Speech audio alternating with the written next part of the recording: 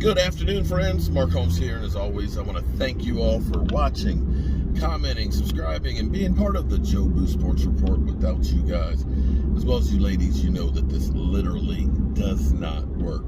Hope you guys are having a great hump day. I'm getting over the hump. Mike, we're almost there, man. We almost done and getting ready to get back up the road. Aren't you happy about that? I know you want to get home, sleep in your own bed, fall asleep. Get this rat nest cut. Yeah, get both of us. Lay in your bed without anybody there listening in while you talking it to your lady, right? I know I don't want to be. I'd like to go to sleep and not listen to you snore.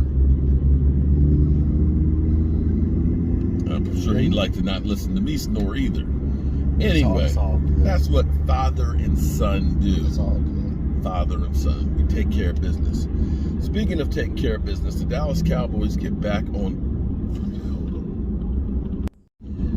All right, sorry, had a phone call there. The Cowboys get back on the field today, which is great freaking news.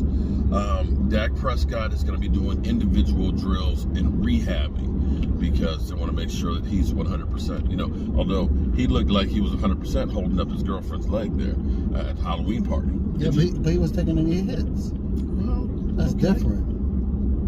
We ain't been taking that many hits this year.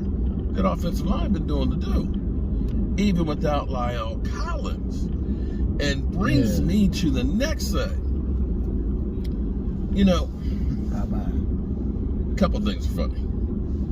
Somebody texted me this morning and they said that he was watching Fish at 6, Mike Fisher, and he said he mentioned me. I was like, uh-oh, what'd he do? He said, did he say I was a jackass or what?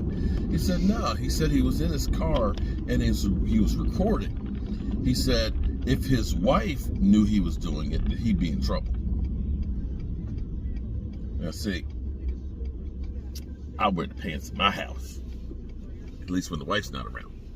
But actually, my wife's been sitting right there a couple times. That's why you'll see, like, Michael in the back here, and she's sitting here. So she doesn't like to be on camera too much.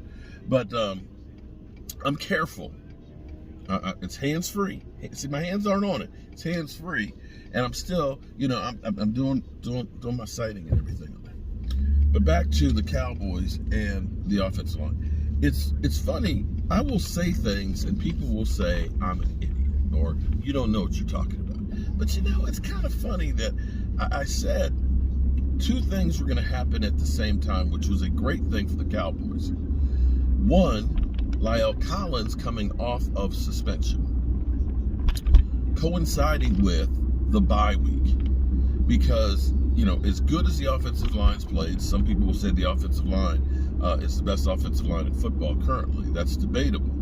But we've had some problems a few times with Tyler Badish at center, and we've also sometimes had a lot of penalties with Connor Williams.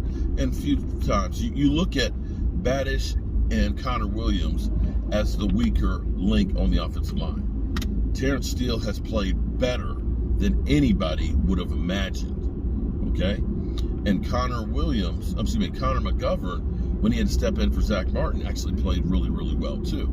He is now the backup guard for Zach, as well as backup center. Connor Williams is the one you look at and say, okay, so what's the deal there? What was reported late last night was the unofficial depth chart had La'el Collins backing up right tackle and left guard, or right guard. I can't remember, but he was back at the guard. So we're hearing for practice today, not a game now, we talk about practice, that he's getting reps at guard, where he played as a rookie. He didn't want to play guard because tackles get all the money. But what you want to do, and this is where having the bye week coincides, is good. Dare I say, for the Dallas Cowboys, having La'el Collins go through what he went through was a good thing for them. You know what I'm saying? Because you wouldn't know how good Terrence Steele played until he actually got out there and played in games consistently. So you've had 5 games, and you look and say, okay, he's played really good to the point where he's a starter. Now you can experiment because you had the extra time to think about this and everything else and practice and see if maybe you want to insert Lyle Collins, because in the end, you want the best 5 players that are out there. This is a great problem for the Cowboys to have. When you look at other teams that are scrambling to go ahead, sign guys off the Walmart parking lot and plug them in an offensive line. We have a multitude of linemen and depth. Now, here's the thing. Next Tuesday is the end of the trade deadline. People are saying, oh, man, we should trade one of our offensive linemen. We should trade, Michael Gallup. No, guys. One of the things that helped the Cowboys propel to Super Bowls in the 90s was they had depth. They could absorb losing players to injury and still not miss a beat. We're right there with that right now. Now, is it conceivable that if you were saying this could be the year and we need a piece, I might consider trading draft picks for somebody as opposed to a player? Do I sound crazy? Because Why would you trade a player? well, no, that's what people like. Trade Michael Gallup, trade oh, we got Lyle Collins, we can trade Lyle Collins. You may learn by the end of the year, but you don't trade him. Well, you see, that's my boy. He listens to me. He Because listens you to can me. get a pick for Michael Gallup potentially. You got all kinds of. Guess they're ready to finally do something over here. That's major. But Costco's supposed to come over here, but then Costco's coming here. they said they were supposed to, and then they went to Harrisonburg. Something getting ready to come there. You see all those excavators and the big site work trucks. But they Yeah, they that went looked like on it. off ramp. That's what it was. The stuff they got there is like they're getting ready to build a That's the fairgrounds. Gravel yard. That's the fairgrounds over there. Okay, I'm sorry. I get distracted. I need to have blinders on. But this is a chance for the Cowboys to experiment a little bit and see what's what and who's who to get that offensive line as strong as possible. And here's where we are now. We got the bye week. It's done. Right now, it's balls to the walls for the next 11 games.